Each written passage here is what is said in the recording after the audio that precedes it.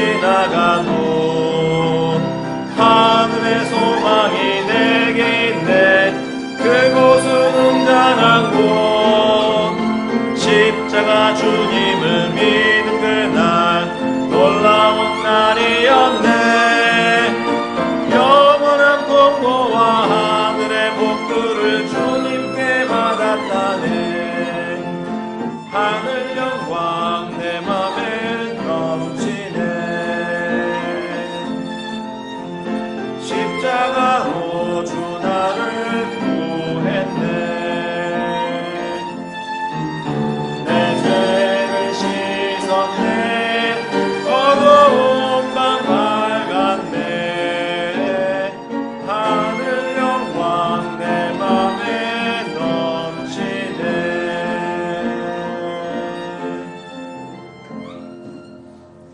아멘. 이어서 드릴 찬양은 저번주에 한번 같이 드렸던 찬양인데요, 393장입니다. 마라나타 찬송 393장, 시편 23편에 곡을 붙인 곡이거든요.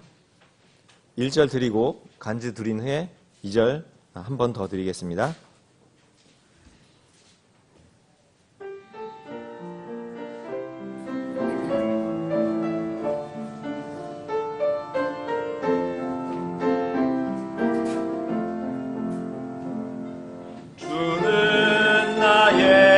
자신이 내게 부족함 없도다. 주께서 날 푸른 초장과 잔잔한 물가로 인도하시네. 내 혼을 소생시키고 자신의 이름을 위하여 그의 길로 인도하시네. 내 영원한 식물이네. 내가 사망의 그늘진 골짜기에서 해를 두려워하지 않음은 주께서 나와 함께함으로 내 영혼이 평안 누리네.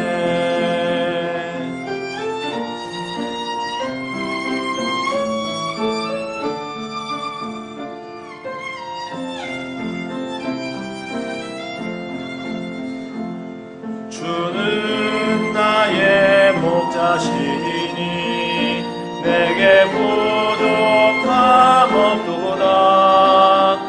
주께서 날 푸른 초장과 잔잔한 물가로 인도하시네.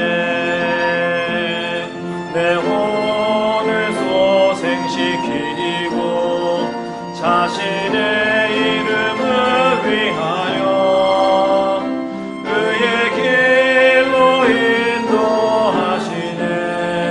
내 영원한 식물이네.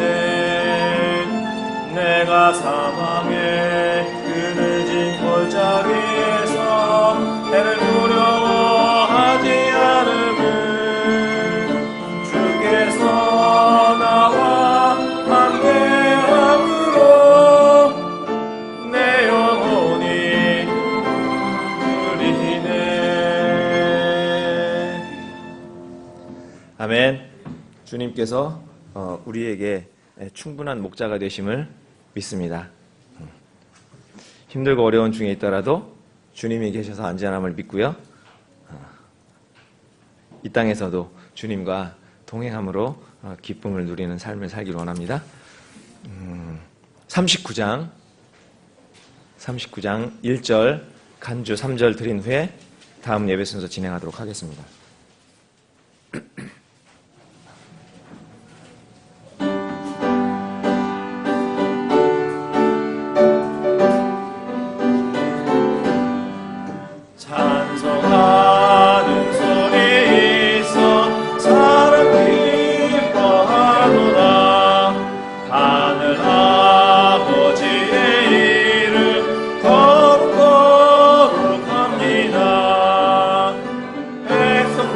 찬양하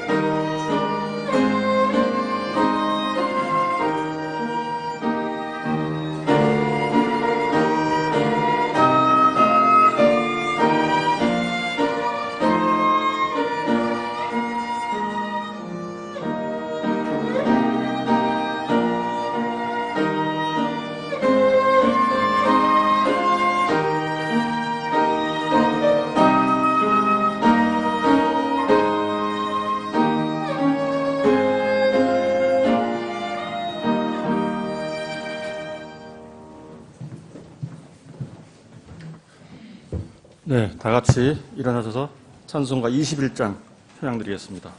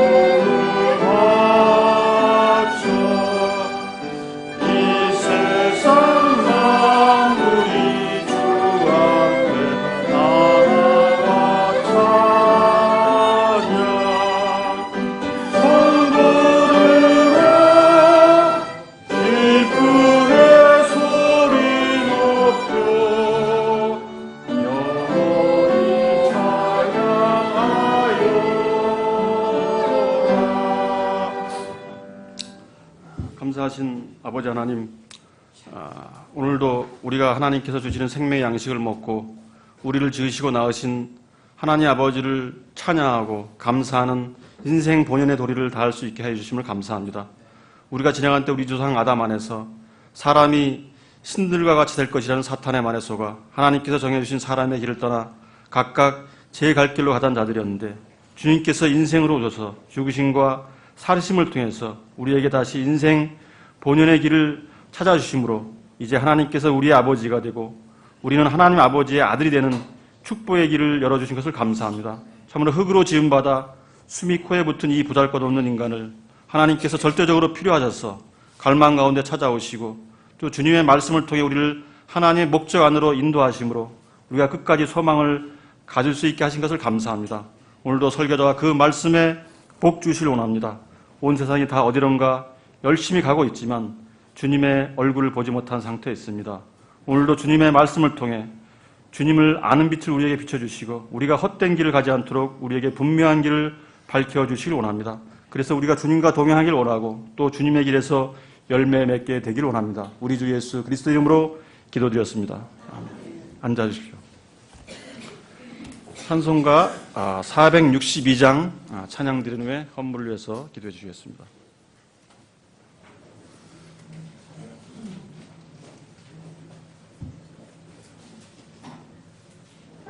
주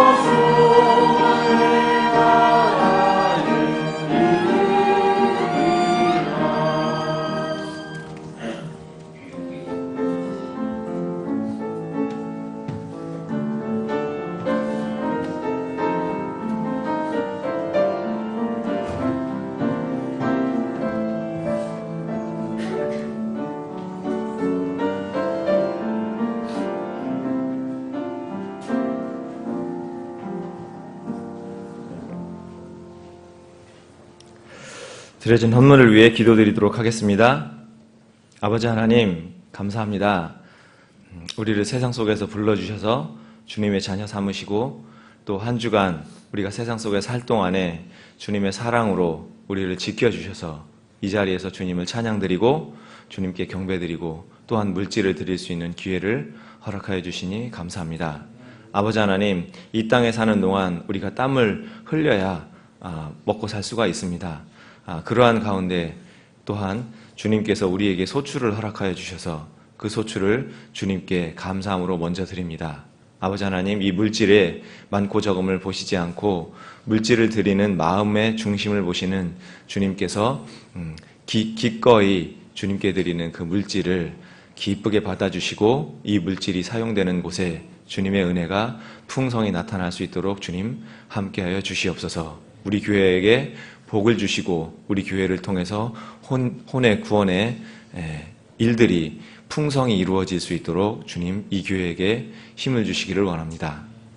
아버지 하나님, 단에서 선포되는 목회자의 말을 통해 선포되는 주님의 말씀이 우리 마음판에 박혀 세상을 사는 강한 무기가 될 수 있도록 하여 주시고 우리를 주님의 백성으로 삼아 주셨으니 우리가 세상에서 살 동안 주님의 백성으로서의 삶을 온전히 잘 감당할 수 있도록 주님 힘 주시고 복 주시고 지켜주시기를 원합니다.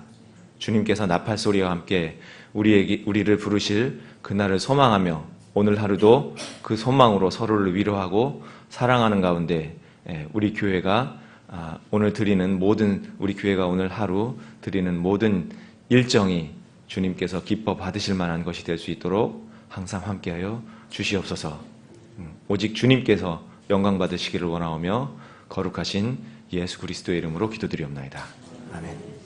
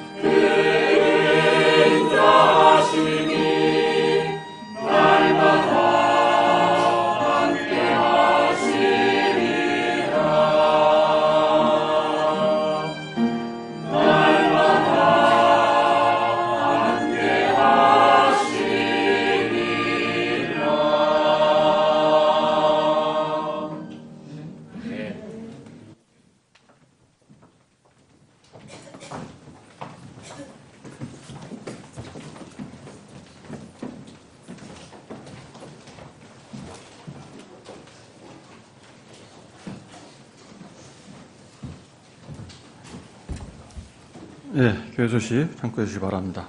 계속해서 나라를 위해서 기도해 주시고요. 목사님 그리스도인과 기도 18번째 오후 강해 설교 계속 이어지겠습니다. 4번입니다. 이번 주 금요일 6월 20일에 방화중학교 성경 묵상 동아리 모임이 우리 교회에서 있습니다. 그다음에 다음 주 6월 27일부터 28일까지는 경기도 송추에서 청년부 여름 수련회가 있습니다. 청년들은 모두 참석해 주시기 바랍니다. 5번입니다. 7월 13일 성경 암송되어 있고요. 7월 25일 금요일 청년부 부흥 집회가 의정부 임마누엘 침례교회에서 있습니다. 참석을 원하시는 분들은 참석해도 되겠습니다. 자, 이번 주 성경 암송 구절입니다. 시작. 우리의 햇수의 날들이 70년이요 강건하면 80년이라도 그 햇수의 이력은 수고와 슬픔뿐이니 그 이력이 곧 끊어짐에 우리가 날아가 버리나이다. 시편 90편 10절 말씀.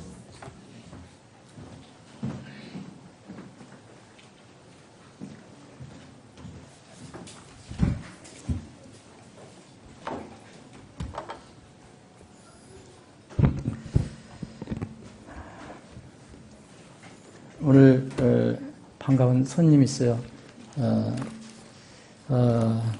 콜로라도 오로라 제일 침례교회에서 섬기던 우리 여송이가 왔어요. 윤여성 군. 여송 형제지 이제. 너 키가 너무 크니까. 윤여성 형제, 좌시와 잠깐 좀 일어서 볼래요? 키가 얼마나 컸는가? 자, 이 방학 동안에 좋은 많은 시간 좀 보내면 좋겠습니다. 그리고 조정인 자매님 잠깐 올라오셨어요. 어디 계시죠? 예, 조정인 자매 위해서 계속 기도해 주시기 바랍니다. 예, 몸이 성취하나요? 그러나 주님께서 꼭 치료해 주실 줄로 저는 믿습니다. 그리고 심천에서 일하고 있는 우리 오성봉 형제 오늘 잠깐 직장일 때문에 온 거예요? 예, 오늘 잠깐 이렇게 들려서 오늘 예배 같이 드립니다. 주님의 이름으로 환영합니다. 네. 네, 다 같이 일어나셔서 인사하는 시간 갖겠습니다. 400장 힘차게 이 뜻을 생각하시면서 힘차게 1절 부르신 뒤에 같이 주님의 이름으로 사랑 인사를 나누겠습니다.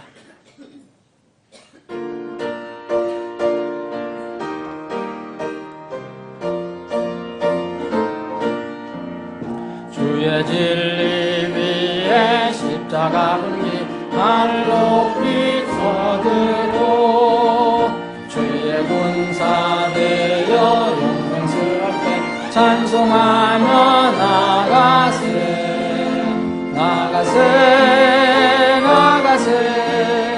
주의 수만을 위하여 가지고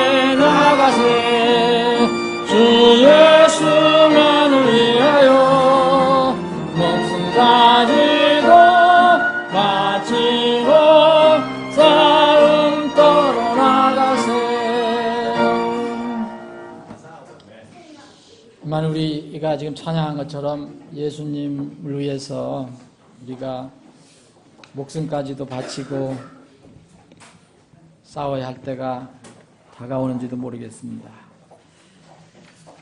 자, 오늘 함께 나눌 하나님 말씀은 신약성경 요한복음 3장입니다.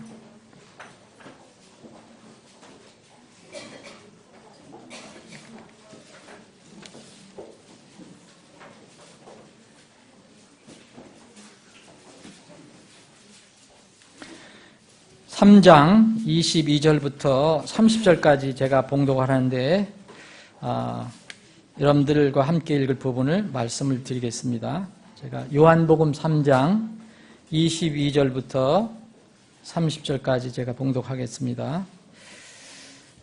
제가 봉독합니다. 이 일들 후에 예수님께서 자기 제자들과 함께 유대 땅으로 들어가사 거기서 그들과 함께 지내시며 침례를 주시더라. 요한도 살림에 가까운 에논에서 침례를 주니 이는 거기에 많은 물이 있기 때문이더라.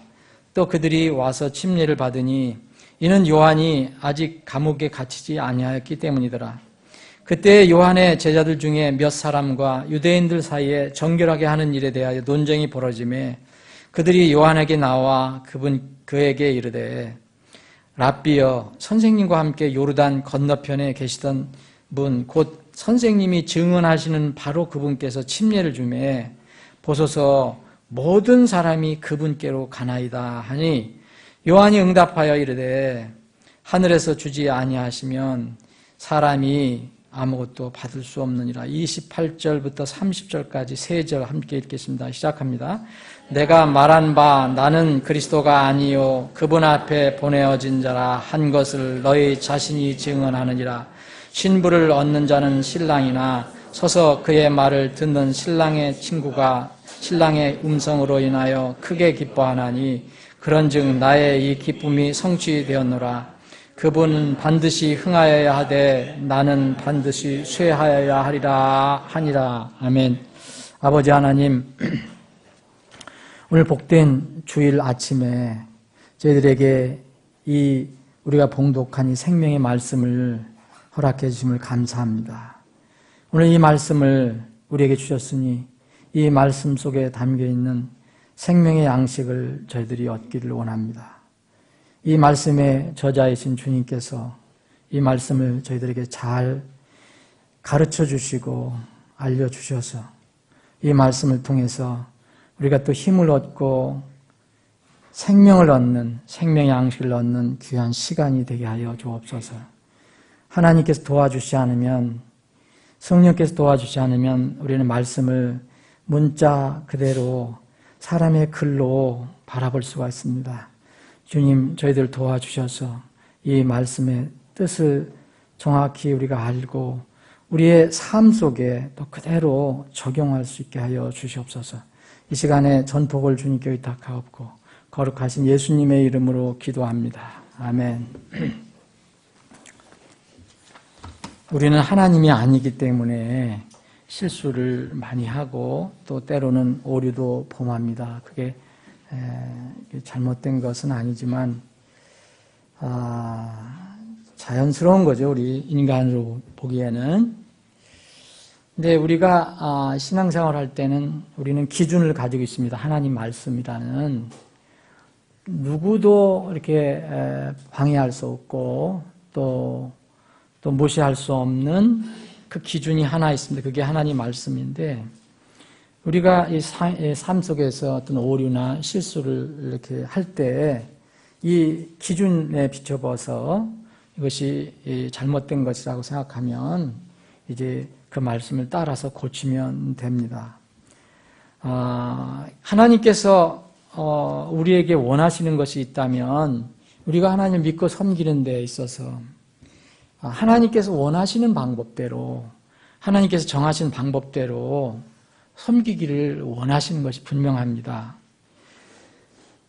그런데 우리는 이 속성상 우리에게 편리하거나 또 좋거나 내 느낌이 좋은 그런 방법대로 이렇게 섬기려고 하는 그런 성향이 있습니다. 지금 말씀드린 대로 우리가 가지고 있는 이 성경은 우리의 믿음과 믿음의 그 실행의 유일하고 최종적인 권위와 기준이 됩니다. 이것을 우리가 붙들지 않으면 언제 어떠한 일이 우리 안에 침투할지 모릅니다. 하도 어수선한 그런 세상이니까 뭐 세상 밖에뿐만 아니라 교회 안에서도 그런 일들이 많이 일어나니까요. 그래서 그런 것에 우리가 이 기준에 하나님 말씀을 확실하게 이렇게 우리의 삶의 기준으로 삼지 않으면 묘하게 그 하나님 말씀 대신 그 상황에 따라서 묘한 것들이 들어와서 하나님 말씀 대신 자리 잡습니다. 그래서 근데 이런 상황은 우리의 삶, 이 개인적인 삶뿐만 아니고 전체 기독교를 바라봐도 이미 이게 뿌리 내린 어떤 거절병과 같은 그런 것이라고 생각이 됩니다. 참 치유하기가 어렵다. 치유하기가 어렵다. 그런 생각을 가지고 있습니다. 어떤 사람이 뭘 이렇게 분명히 믿는다고 이렇게 하는데 그것을 성경에 비춰볼 때 그것이 옳지 않은데도 여전히 이 성경 말씀보다는 자기가 이제까지 배운 거 아니면 그들 집단들이 가지고 있는 그걸 붙들고 있는 것을 우리가 볼 수가 있습니다. 그 중에 여러 가지가 있겠지만 그 중에 오늘 본문 말씀에 이렇게 주인공이라고 할 수 있는 이 침례자 요한에 관한 오해도 상당히 많이 있음을 저는 발견하게 됩니다. 이른바 여러분들이 이런 용어는 잘 모르셔도 좋지만 이제 신학적으로 이 세대주의라는 그런 말이 있습니다. 그런데 이 세대주의는 성경에 있는 용어가 아닙니다. 그래서 경륜이라는 말이 더 성경적인 겁니다. 하나님께서 어떤 하나님께서 원하시는 방법대로 특별하게 다스리는 경영하는 그런 룰이 있습니다. 구약과 신약이 이렇게 분명히 경륜이 달라진다는 것. 이것도 어떤 면은 세대주의, 경륜주의의 하나입니다. 그런데 이것을 지나치게 이렇게 그 성경이 가르치는 범위를 넘어서 인간이 이렇게 정하는 그런 방법대로 이렇게 믿는 사람들이 있습니다. 이제 이런 처음에 이런 주장하는 사람들의 책이나 그런 것들을 이렇게 많이 접한 사람들은 이것이 처음에 이렇게 자기 마음속에 뿌리가 내게 되면 참 이걸 바꾸기가 어렵다는 것을 제가 발견하게 되는데 이걸 우리는 이제 극단적인 세대주의라고 얘기합니다. 이제 이 극단적인 세대주의를 이제 또 용어를 또 설명하는 사람마다 조금씩 차이가 있겠지만 일단 성경이 정해놓은 경륜을 넘어서 인간적인 생각으로 너무 복잡하게 만들어 놓은 그래서 심지어는 성경 말씀보다는 인간의 생각을 앞세우는 그런 경우가 많이 있습니다. 이 극단적인 세대주의를 믿는 사람들 중에는 주님께서 세우신 그분의 내교에 대한 그 평가절하를 하는 그런 사람들이 꽤 있음을 제가 발견하게 됩니다. 그래서 그 사람들의 자기들의 주장을 변호하기 위해서 주로 거론하는 사람이 바로 침례자 요한입니다. 이 침례자 요한을 평가절하하는 사람들이 있습니다. 그 사람들이 흔히 얘기하는 침례자 요한을 평가절하하는 그런 내용 중에 하나는 침례자 요한은 구약시대 인물이다. 그래서 만약 침례자 요한을 신약시대 인물로 인정을 하면 자신들의 교회관이 흔들리기 때문입니다. 여기 오늘 본문 말씀에 보면, 29절에 보면, 이 침례자 요한이 이렇게 얘기합니다. 신부를 얻는 자는 신랑이나 서서 그의 말을 듣는 신랑의 친구가 신랑의 음성으로 인하여 크게 기뻐하나니 그런즉 나의 이 기쁨이 성취되었노라. 이거 누가 얘기한 겁니까? 이거는 침례자 요한이 얘기한 겁니다. 침례자 요한이. 근데 이 29절을 이상하게 해석해서 이제 신부는 신약시대 교회이고 여기에 그리고 신랑은 예수님이고 신랑의 친구는 신부가 아닌 구약의 성도라고 해석을 합니다. 그럴듯한데 이것은 성경적으로 제가 보기에는 옳은 해석이 아닙니다. 이 말은 이 앞뒤 말을 전부 다 이해를 잘 해야 합니다. 이 침례자 요한이 왜 이런 얘기를 했는가를 생각을 해봐야 합니다. 그 한 줄만 딱 떼서 마음대로 자의적으로 해석하면 위험하다고 생각합니다. 그래서 이들이 주장하는 것은 침례자 요한은 구약 율법의 마지막 대언자다. 율법을 대변한 사람이다라고 얘기해서 침례자 요한이 베풀었던 침례를 무시하려는 그런 경향을 가지고 있습니다. 이런 것을 주장하는 그 근거는 마태복음 11장 13절에 보면 모든 대언자와 율법은 요한까지 대언하였나니 이런 말씀이 있습니다. 이걸 가지고 이제 그렇게 해석을 하는 것 같은데 이러한 해석의 가장 큰 문제점은 무엇이냐면 침례자 요한이 스스로 자신을 낮추고 그리스도만을 높이는 이 비유적인 언급에서 분명히 침례자 요한이 그렇게 얘기한 거거든요. 자신이 얘기한 거거든요. 이런 비유적인 언급에서 자신들이 좋아하는 세대주의 교리를 추출해내는 데 있습니다. 제가 그것을 직접 들은 것입니다.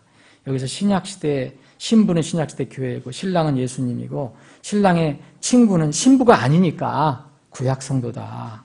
이렇게 주장하는, 그래서 침례자 요한을 이렇게 낮추는 그런 시도를 하는 것을 제가 들어봤습니다. 오래된 얘기지만은.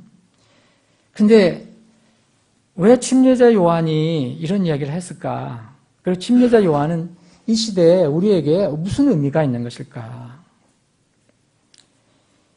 만약 침례자 요한이 자신을 신부가 아닌 신랑의 친구로 표현했기 때문에 율법 아래 있는 구약의 성도라고 이렇게 해석한다면 성경이 정말 혼란스러워지기 시작합니다.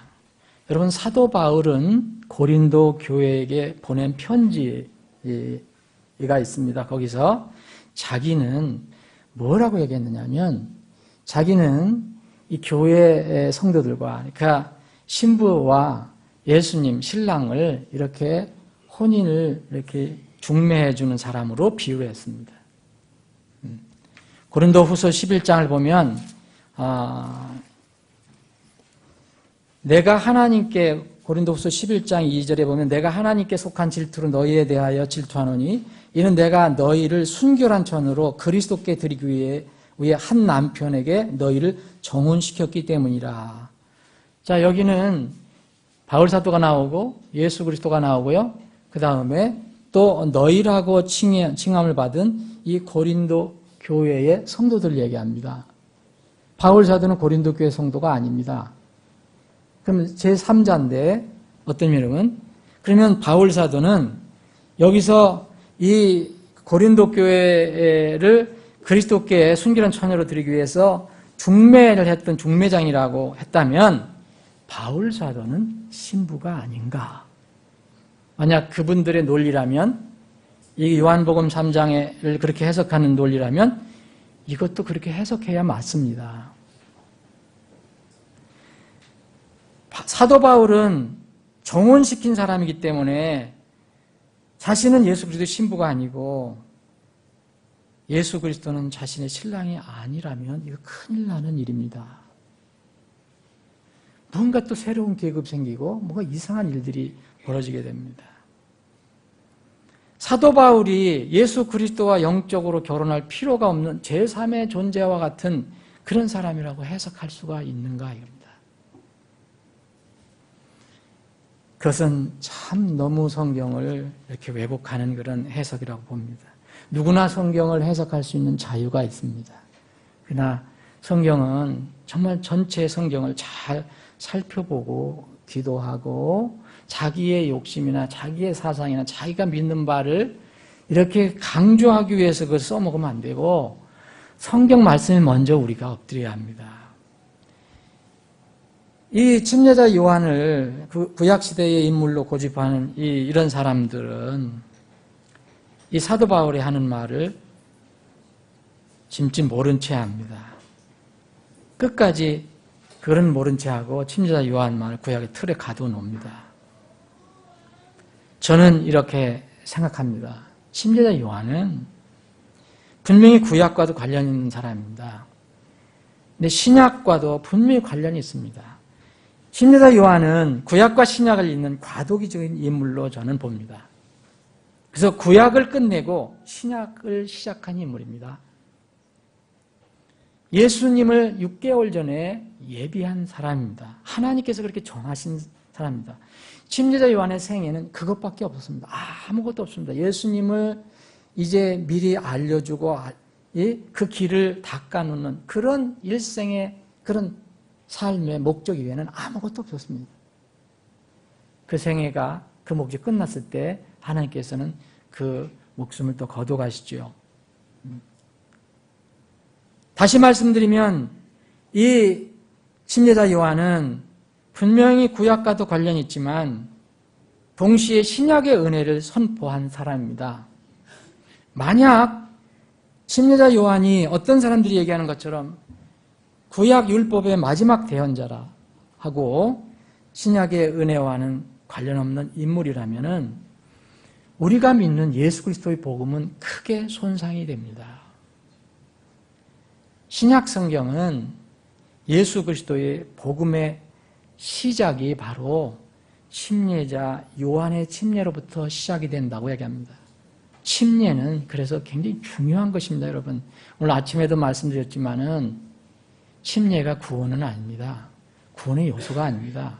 근데 왜 하나님께서 이 침례자 요한을 보내셨는가? 그리고 침례자 요한에게 왜 침례자라는 베프티스트라는 이름을 주셨는가? 그건 자기가 만든 게 아닙니다. 하나님께서 주신 것입니다. 예수님께서 그렇게 부르셨습니다. 그럼 침례자 요한이 이 땅에 와서 6개월 전에 예수님 오시기 전에 와서 이 한 일이 무언가? 바로 그 예수님을 증언한 것입니다. 신약 성경은 바로 침례자 요한의 침례로부터 시작이 됩니다. 바로 신약 성경의 복음은 침례자 요한으로부터 시작입니다. 여러분 마가복음 1장을 한번 보시겠습니다. 마가복음 1장.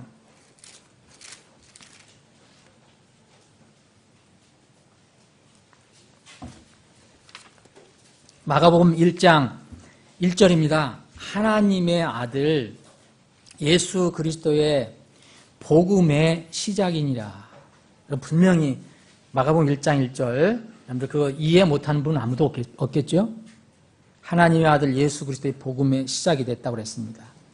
대언자의 글에 기록된 바 이렇게 해서 광야에 외치는 자의 소리가 나옵니다. 여기 4절에 요한이 광야에서 침례를 주고 죄들의 사면을 얻게 하는 회개의 침례를 선포하며 각 곳에서 그에게 나와서 자기 죄를 자백하고 침례를 받더라 하는 말씀이 나옵니다. 여러분, 복음은 예수 그리스도의 복음은 어디서부터 시작된다 그랬습니까? 침례자 요한의 사역으로부터 시작이 된다고 얘기합니다. 분명합니다. 이거를 부인할 수 있는 사람이 없을 것입니다. 그럼 성경을 부인하는 겁니다. 침례자 요한이 구약의 대언자라면 어떻게 요한의 침례로부터 새 부대에 담겨지는 새 포도즙의 예수 그리스도의 복음이 시작될 수 있습니까? 신약시대의 첫 교회, 예루살렘 교회인 거 여러분들 아실 것입니다. 거기에 이제 감독을 뽑습니다. 사도직을 뽑습니다. 불행하게도 가룟 유다가 사람들은 모르니까요. 거짓 감독으로 드러났습니다. 그래서 이제 자살을 했잖아요. 빈 자리를 채웁니다. 근데 이 빈자리를 채울 때 이 예수님께서 예수님을 중심으로 해야 되는 겁니다. 이 감독직의 자격이 있느냐, 어떻게 있느냐, 어떤 사람을 우리가 감독으로 뽑을 거냐, 사도로 뽑을 거냐 할 때 근거는 바로 예수님, 그리고 예수님과 함께 예수님을 증거했던 요한의 침례, 이것을 근거로 삼습니다. 사도행전을 또 한번 보실까요? 사도행전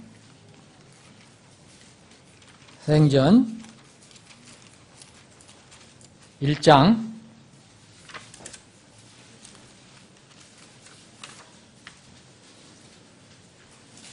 자, 사도행전 1장 15절에 보면 120명의 이게 예루살렘 교회에 멤버가 있었다는 것을 알 수가 있습니다. 근데 거기서 교회에서 뭐냐면 이제 그 유다가 이제 자기 정체가 드러났기 때문에 벌써 이제 죽었잖아요. 그러면 이제 이런 이야기를 합니다. 이제 이 자리를 채우자. 그래서 19절, 20절은 유다에 관해서 얘기한 거고요. 20절 뒤에 보면 그의 감독직을 타인이 취하게 하소서 하였나니 그러므로 주 예수님께서 요한의 침례로부터 시작하여 우리를 떠나 들려 올라가신 바로 그날까지 우리 가운데서 드나드시던 모든 때에 우리와 함께 다니던 이 사람들 중에서 반드시 하나를 임명하여 우리와 함께 그분의 부활을 증언할 증인이 되게 하여라 하매. 그래서 그 둘 중에 예수님께서 요한의 침례로부터 시작해서 우리와 함께 움직였을 때 그 가운데 있었던 두 사람, 그 두 사람을 한번 뽑자. 그 사람 중에 두 사람 이제 임명합니다. 그래서 두 사람 중에서 하나를 이제 최종적으로 선임을 하죠. 여기서 분명히 그 첫 교회의 그 사도직, 그 감독직을 이제 세울 때 바로 예수님께서 요한의 침례로부터 시작하여라고 말하고 있습니다. 예수님도 그랬고 사도들도 그랬고 첫 교회도 절대 침례자 요한을 무시하지 않았습니다. 구약의 인물이라고 무시하지 않았습니다. 그런데 이제 침례자 요한이 안타깝게도 많이 이렇게 홀대를 받고 있습니다. 지금 이 시대에. 침례자 요한에 대한 주님의 평가는 세상이 생각하는 것과 다릅니다. 예수님께서는 가장 강력한 언어로 침례자 요한의 위대함을 인정하셨습니다. 마태복음 11장 10절 이하를 보시면 여자가 낳은 사람들 중에 여자가 낳은 사람들 가운데 침례자 요한보다 더 큰 자가 없다 얘기합니다. 예수님께서 말씀하십니다. 여러분 여자에게서 나오지 않은 사람이 있습니까? 침례자 요한의 위대함은 그가 특별한 방법으로 잉태되고, 여러분 특별한 방법 어떻게 잉태됐습니까? 여러분 누가복음 1장을 읽어보시면 거기에 이제 어떻게 해서 이 잉태됐는가 잘 알려져 있습니다. 정말 극적으로 하나님께서 정말 이 엘리자벳에게 낳을 수 없는 그 엘리자벳에게 이렇게 잉태해서 침례 요한을 출생하게 합니다. 그가 이렇게 특별한 방법으로 잉태되고 또 그렇게 출생했고 예수님이 선구자였기 때문에 위대한 것이 아닙니다. 침례자 요한은 어디에 위대함이 있느냐? 정말 예수님께서 말씀하신 것처럼 여자가 낳은 사람들 가운데 침례자보다 더 큰 자가 없다. 그럼 여러 가지를 해석할 수 있겠지만 침례자 요한은 예수님을 예비하러 6개월 전에 온 사람입니다. 그분의 평생의 삶의 이 목표일까요? 삶의 목표? 그것은 오직 예수님을 위한 거, 예수님을 증거하는 거, 이거 외에는 없습니다. 생계도 사실 없었습니다. 광야에 가서 들꿀 따먹고 메뚜기 잡아먹고 옷도 신경 안 썼습니다. 낙타 옷으로 낙타 털로 다 옷 만든 거 그냥 입고 그냥 그 짧은 인생 계속 예수님을 증거하고 사람들에게 예수님을 믿어야 한다. 회개해야 된다. 응? 이것을 강조했던 사람입니다. 침례자 요한의 위대함은 하나님으로부터 받은 자신의 위치와 사명에서 조금도 벗어나지 않았다는 데 있습니다. 이 시대에 이런 점이 참으로 볼품이 없어 보이고 이게 무슨 그렇게 크게 위대한 것이냐. 많은 사람들은 자기 욕심 차리고 자기 사는 데 바쁜데 침례자 요한의 그런 점이 뭐가 그렇게 위대한 것이냐. 침례자 요한은 하나님께서 부여하신 자신의 본분이 있었습니다. 그리고 자기 실체를 잘 알고 있었습니다. 그 범위를 절대 벗어나지 않고 끝까지 낮은 자세로 살다가 간 분입니다. 그는 어떤 면은 겸손의 사람입니다. 하나님의 대언자로 많은 이 백성들이 존경을 했습니다. 정치인들도 침례자 요한을 마음대로 건들 수 없었습니다. 그러나 그는 자신이, 침례자 요한은 자신이 그 정도 되면 많은 사람이 추종하고 따르고 그러면 우쭐거릴 수도 있을 건데 자신이 그리스도가 아니다. 나는 그리스도의 길을 미리 준비하기 위해서 온 사람이다. 이 사실을 평생 동안 늘 충실하게 증언하다가 갔습니다. 하나님께서 주신 그 직분만, 그 본분만 다하다간 사람입니다. 세상 사람들이 처음에 보시면 엄청나게 침례자 요한을 추종을 했습니다. 수많은 사람이 추종을 했습니다.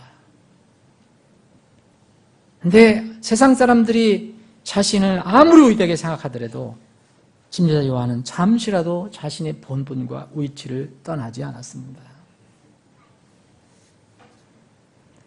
여러분, 정치적인 얘기를 하려고 하는 게 아니라 그런 데서 우리가 교훈을 한번 얻으려고 하는데, 이제 요새 보면은 대선 잠룡들이 있다고 그러잖아요. 이렇게 대선 이제 대통령이 될 수 있을 만한 그런 사람들이 부각된다 그래요. 그걸 잠룡이라 그래요. 잠룡이 왜 잠룡인지. 이렇게 숨겨져 있는 용이라는 뜻인지, 이게 기분이 별로 좋은 건 아닌데, 뜻이 용이라면.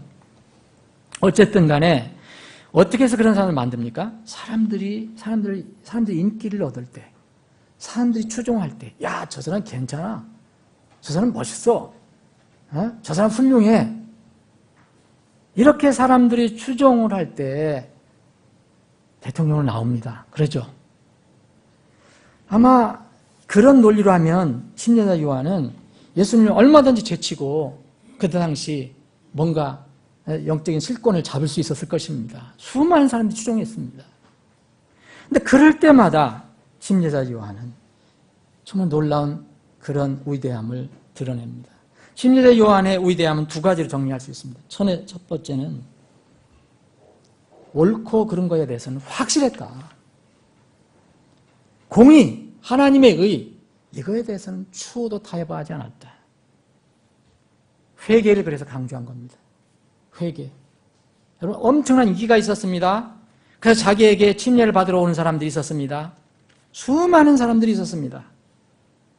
그런데 우리 같으면 웬만하면 그래, 침례 받으러 오니까 적당히 해서 이렇게 침례를 줄 수도 있을 것입니다. 그런데 그 속을 뚫어보고 독사의 세대야, 누가 너희들에게 경고해서 다가오는 진노를 피하게 하느냐? 너희들이 진정으로 침례를 받으려면 회개에 합당한 열매를 맺어라. 이렇게 소리 높여 외칩니다. 이런 의로운 선포를 하는 사람이 이 시대에 그렇게 많이 있습니까? 정말 교회들은 점점 이렇게 비진리와 타협해가고 세상의 그 압력이 너무 크니까, 이거는 우리나라뿐만 아닙니다. 저는 미국에서 들리는 소리도 보면 정말 진리를 이렇게 붙들고 있던, 그 바른 성의를 붙들고 있던, 심지어는 독립 침례 교회들까지도 묘하게 음악 이상한 게 받아들이고 또 다른 성경도 받아들이려고 하고, 이것은 정말 시대의 하나의 징조지만 세상의 압력, 세상의 어떤 타협하려고 하는, 세상을 받아들이려고 하는 이런 것들이 너무 크니까 교회들도 점점 그렇게 되어가고 있습니다. 정말 이 시대는 침례자 요한 같은 강직한 말씀을 붙드는 사람들이 필요합니다. 또 하나 위대한 것은 겸손입니다. 말씀드린 대로 겸손과 자족입니다. 이것은 저는 이 두 가지 침례자 요한의 위대한 특성은 마지막 때 우리 성도들이 붙들어야 할 모습이다. 마지막 때 우리 교회의 모델이 되어야 한다라고 저는 생각합니다. 침례자 요한은 자기에게 오는 많은 사람들이 자기에게 몰려왔었거든요. 그런데 침례자 요한이 그 예수 그리스도를 증거합니다. 예수님이 나타나셨을 때 보라, 저 하나님 어린 양을 보라. 세상 죄를 지고 가는 세상 죄를 제거하는 하나님의 어린 양을 보라라고 침례자 요한은 자기를 따른 사람들에게, 세상 사람들에게 얘기합니다. 그랬더니 이 사람들이 그 침례자 요한의 이야기를 듣고 또 이 예수님의 그 소문을 듣고 그 예수님께 몰려갑니다. 사람들은 그러하지 않습니까? 근데 예수님께 가는 건 참 좋은 일입니다. 그래서 오늘 본문 말씀에도 보면 여러분 26절에 사람들이 요한에게 나왔습니다. 라삐요, 선생님이요. 선생님과 함께 요르단 건너편에 계시던 분, 곧 그 예수님, 곧 그 선생님이 증언하시는 바로 그분께서 침례를 줍니다. 여기에 이제 21절에 보면, 22절에 보면 예수님도 침례를 주신다 그랬잖아요. 사실 이제 제자들 통해 주시는 건데, 예수님도 침례를 주고, 또 요한도 침례를 주고, 그런데 바로 그분이 그렇게 하는데, 이제 우리를 따르던, 당신을 따르는 사람들이, 모든 사람들이 그분께 지금 가고 있습니다. 라고 얘기합니다. 여러분, 이럴 때, 여러분들의 심정은 어때요? 여러분 침례자 요한이라면, 여러분들이 큰 어떤 인기 있는 사람들 두고 있습니다. 어떤 권력을 가지고 있습니다. 뭔가는 세상적인 뭘 가지고 있습니다. 그런데 그 사람들이 점점 여러분을 떠나려고 합니다. 떠나려고 하고, 정말 다른 사람 찾으려고 합니다. 그때 여러분들의 심정은 어떻겠습니까? 이 사람들 붙들려고 애를 쓰지 않겠습니까? 별별 일을 다 할 거예요. 요새 정치인들 같으면 정말 수단 방법을 다 가리지 않고 할 겁니다. 저 사람은 나쁜 사람이다. 저 사람들 사생활 뒤져보니까 뭐 이런 게 있더라. 가면 안 된다. 별별. 나는 이런 게 좋은 게 있다. 침례자 요한이 이 얘기를 들었어요. 인간적으로 생각하면 자기를 따르고 자기를 추종하던 사람들이 다른 사람 향해서 갑니다. 근데 요한은, 침례자 요한은 뭐랍니까? 이런 일들 하늘에서 주지 않으면 사람이 아무것도 받을 수 없다 얘기합니다. 그러면서 이 귀중한 말씀을 합니다. 나는 저분처럼 그리스도가 아니다. 나는 그분을 위해서 보내진 사람이다. 그러면서 29절 그 유명한 말씀을 한 겁니다. 저분은 신랑이다. 저분에게는 신부는 저분이 필요하다. 신부라면 저분이 필요하지. 내가 필요한 거 아니다. 내가 구원자가 아니다. 나는 그리스도가 아니다. 난 그리스도를 알리는 사람일 뿐이다.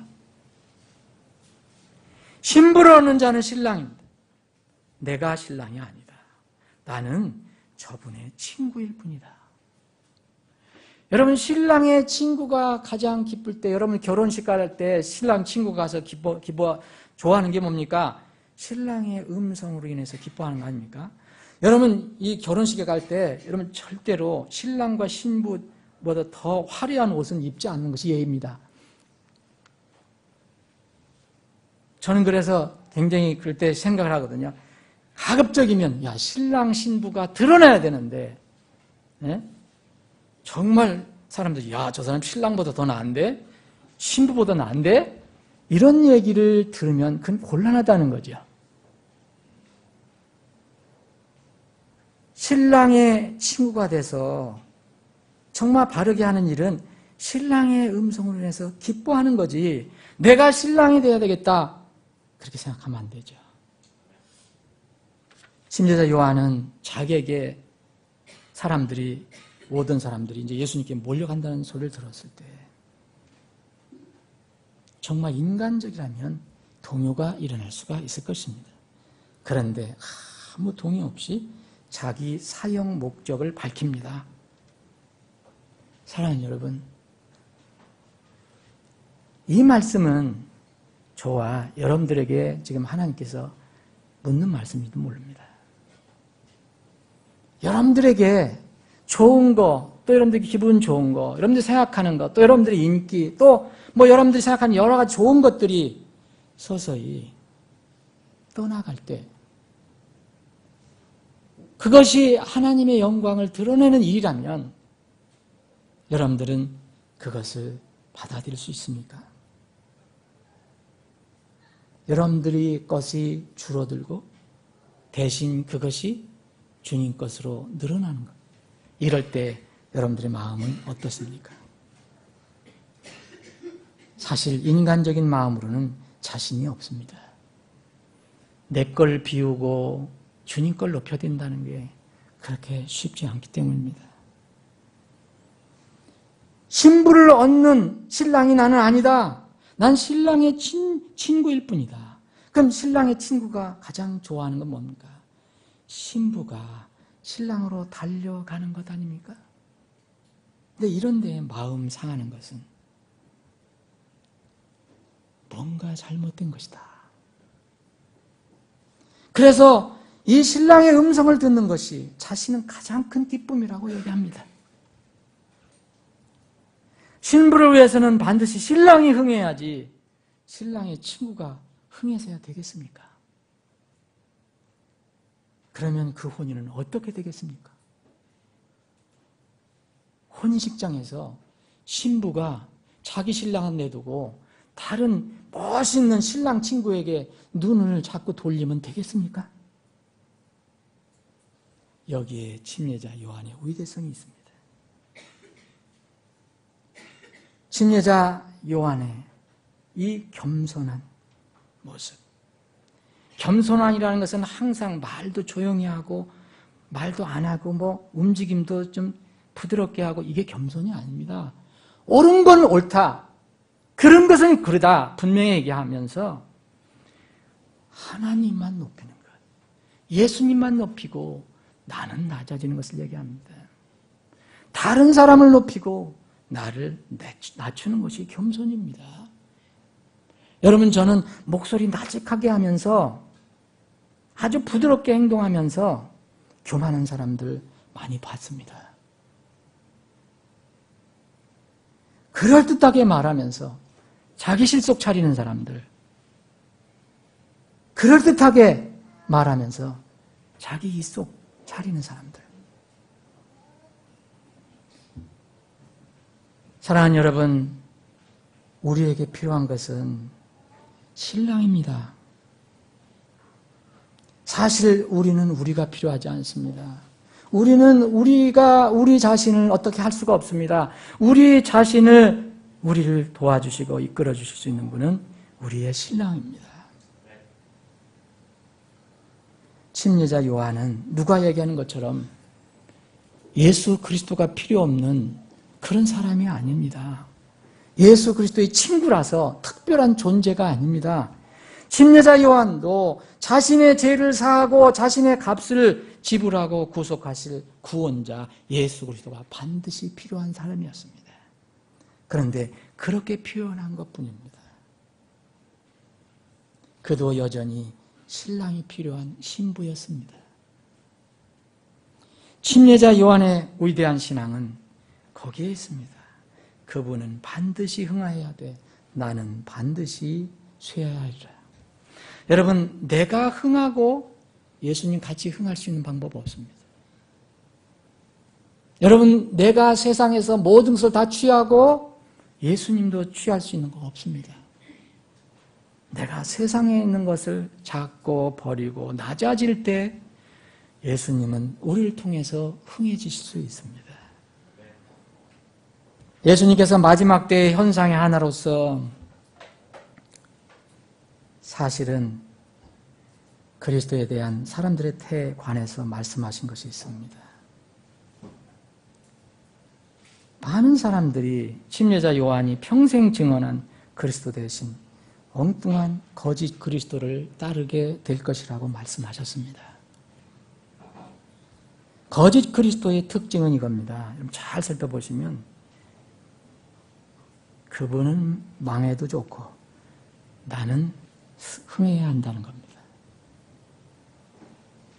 거짓 그리스도의 특징은 자신들이 자칭 그리스도라고 주장하거나 또 대담한 방법으로 자신을 높이기도 하고 또 때로는 교묘하게 사람들을 속여서 그리스도의 자리에 자기를 앉힙니다. 기회만 되면 예수 그리스도의 이름을 내세웁니다. 근데 자신의 이익을 취하고 자신의 이름을 다른 사람들 위에 세우려고 애를 씁니다. 저는 어느 설교자가, 강한 설교자가, 제가 설교를 잠깐 들었는데, 어느 교회, 기독교 유명한 어느 모 목사님이 유명한 외제차를 이렇게 타고 다닌다 그래서 한번 구설수에 올랐잖아요. 근데 그분이 이렇게 사진을 보여준 게 있었어요. 어느 분이 그걸 폭로하는데. 그래서 벤틀리라는 그 차 이름이었지만, 차는 못 봤거든요. 근데 그거를 이렇게 저기 보여줬어요. 동영상 보여줬는데, 그걸 어디서 보지는 못한 것 같은데, 벤틀리 쿠페인가? 4억 5천만 원짜리인가요? 그 차 멋있긴 멋있더라고요. 그런데 그분도 과연 이런 것이, 과연 이게 참다운 이 사역자가 맞는 것이냐, 그렇게 얘기하는 겁니다. 근데 감히 같은 교단에, 같은 것 같아요. 그러니까 감히 그분 목사님 하면서 그렇게 얘기를 해요.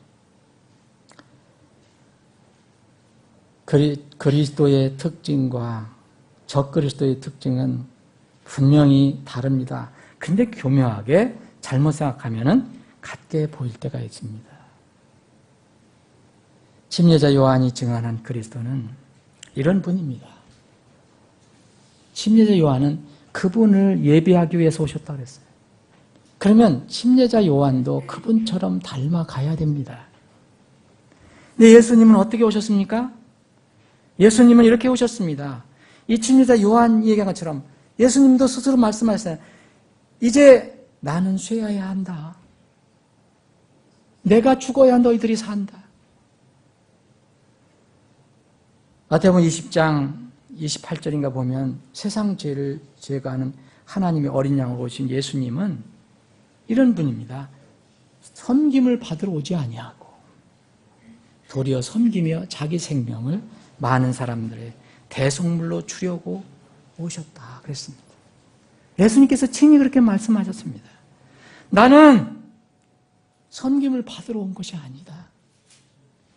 도리어 섬기고 내 생명을 많은 사람의 대속물로 주려고 왔다. 이것이 바로 침례자 요한의 정신이었습니다. 참 그리스도와 거짓 그리스도, 참 그리스도의 증언자와 거짓 그리스도의 증언자, 하나님의 대언자와 거짓 대언자의 그 구분은 바로 여기에서 갈라집니다. 아무리 설교를 잘하고 아무리 성경을 많이 알고 아무리 많이 배우고 아무리 학위를 많이 가지고 있어도 여기에서 갈라집니다. 침례자 요한의 삶과 그의 태도는 그리스도인들이 마지막 때에 귀감으로 삼아야 합니다. 지금 세상의 철학, 풍조, 우리 그리스도인들에까지도 강한 영향을 끼쳐주고 있기 때문에 이 시대에는 기독교에도 자기 이름을 더 내세우고 자기 의의를 드러내는 그런 신앙생활을 하는 사람들이 점점 늘어가고 있습니다.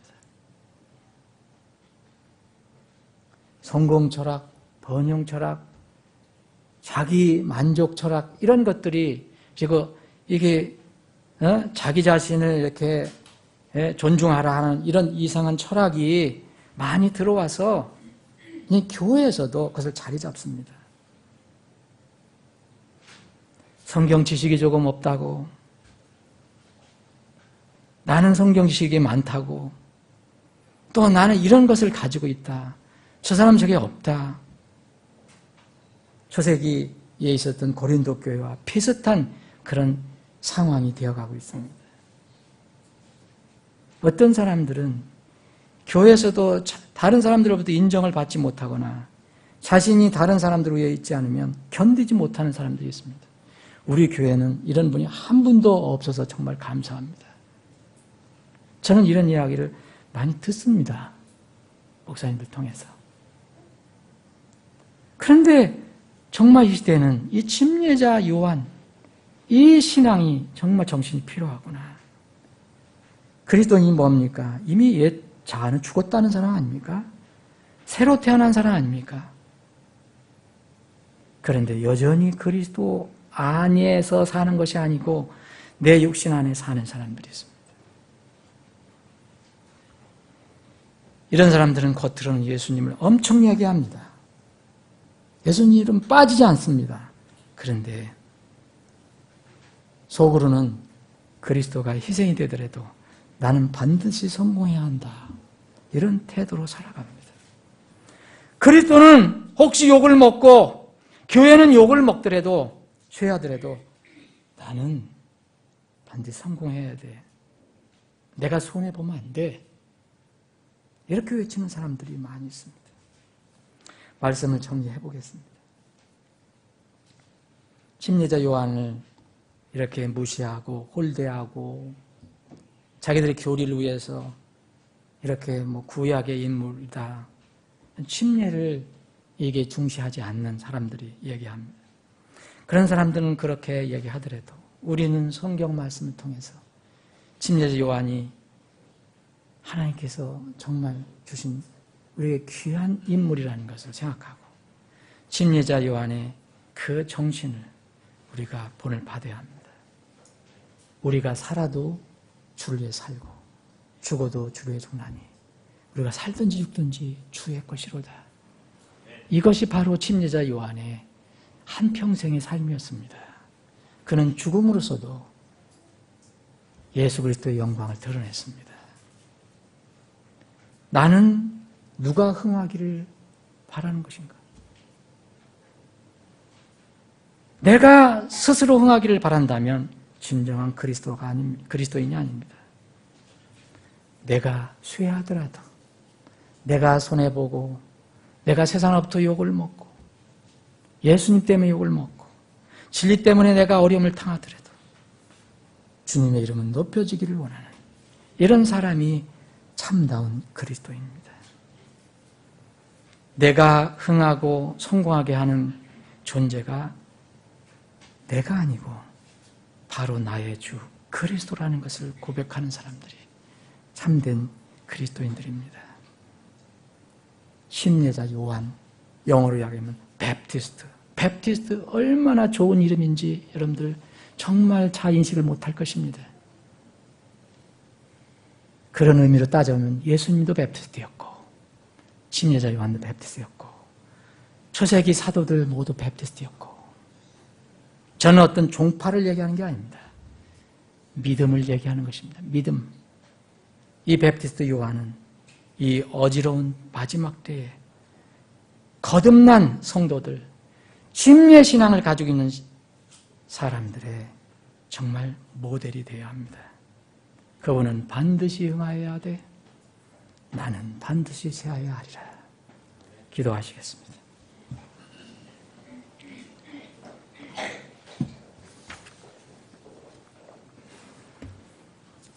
잠시 기도하는 시간 갖겠습니다.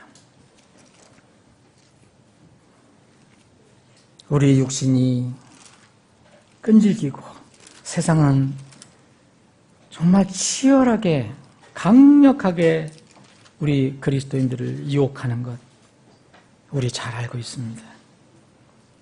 이 세상은 낙원이 아닙니다. 이 세상은 의만 있는 천국이 아닙니다. 그러나 우리는 이 땅에서 땅의 소금과 세상의 빛으로 살라는 명령을 받고 살아가는 사람들입니다. 나와 그리스도의 관계를 다시 한번 생각해 보시기 바랍니다. 십자가는 무엇을 의미합니까? 내가 그리스도와 함께 십자가에 못 박혀 있으나 그럼에도 불구하고 사노라. 그런데 어떻게 살고 있습니까? 내가 아니요 그리스도 안에 그리스도께서 내 안에 사시느니라. 우리는 이러한 믿음으로 주님을 섬겨야 할 것입니다. 우리의 애착들과 정욕들, 우리의 욕심과 이것들을 자꾸 내세우지 않고 십자가에 못 박았다는 것을 늘 상기해야 합니다. 그리스도께 속한 사람들은 애착들과 정욕들과 함께 육신을 십자가에 못 박았느니라.